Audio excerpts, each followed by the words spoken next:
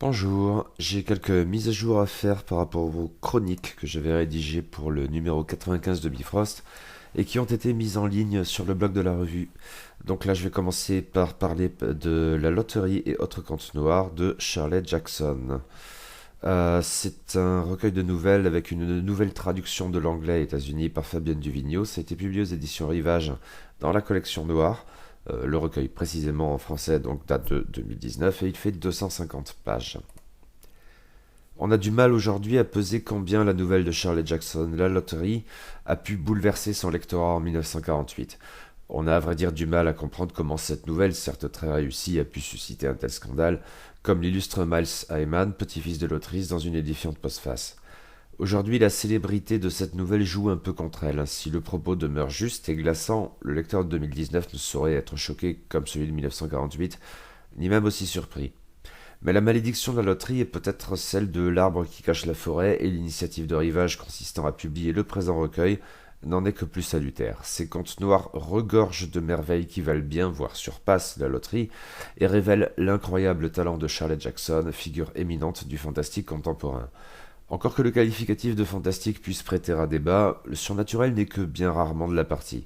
Ce qui est au premier plan, c'est alternativement la terreur, l'angoisse, le malaise.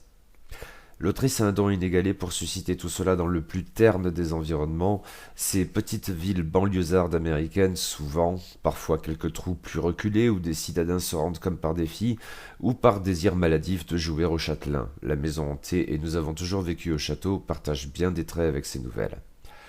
Des mondes clos où tout le monde connaît tout le monde, des pavillons qui se ressemblent tous, des ragots qui s'échangent chez l'épicier, des vieilles dames souriantes quand leur cœur est vicié, des coutumes que rien ne justifie sinon un bête on a toujours fait comme ça. Sous les façades proprettes, la possibilité du mal. Dans la communauté, l'oppression conservatrice du troupeau ou de la meute. Dans les couples, rancœurs et abus de pouvoir. Partout, la mesquinerie triomphante, la méchanceté à l'état pur, non assumée mais pas moins redoutable. L'hypocrisie et le mauvais esprit comme trait caractéristique d'une Amérique des années 40 et 50 qui s'affiche pourtant bien plus admirable. Dans cet environnement devenu emblématique, Shirley Jackson tisse des récits courts à l'intrigue resserrée, au style faussement simple mais toujours percutant. Nombre de ses nouvelles sont à chute, un exercice périlleux dans lequel elle brille. Mais son art du récit ressort bien davantage de ces quelques phrases en apparence anodines qui, le moment venu, font brutalement basculer le récit et sans pour autant que la rupture ne sonne artificielle. Elle bâtit une façade avec adresse, mais se réjouit probablement davantage à la fissurer, voire à la démolir, et le lecteur marche ravi d'être manipulé. Cet excellent recueil est une ode à la nouvelle fantastique, au malaise et aux vices cachés. À le lire, on voit bien tout ce que les auteurs ultérieurs du genre doivent à Shirley Jackson. Pensons à un Stephen King, tout spécialement quand il délaisse ses pavés romanesques pour retourner à l'épure et à la densité du récit court.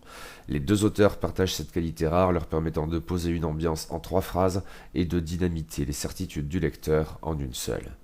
Lire les nouvelles de Shirley Jackson ne relève en rien de l'archéologie critique. Ces contes noirs se montrent toujours aussi redoutables aujourd'hui pour la plupart et constituent une lecture délicieuse. L'ensemble est un modèle du genre chaudement recommandé à quiconque apprécie les frissons littéraires et est prêt à affronter la réalité du mal, dissimulée sous le sourire des proches. Voilà, j'espère que cette vidéo vous a plu. Et si c'est le cas et si vous voulez soutenir la chaîne, vous disposez de plusieurs moyens pour ce faire, qui sont les abonnements, les commentaires, les pouces, les partages. Tout cela est tout à fait bienvenu. Merci d'avance. Et très vite, là maintenant, une autre vidéo va suivre portant sur Je suis Providence de SC Joshi. A tout de suite.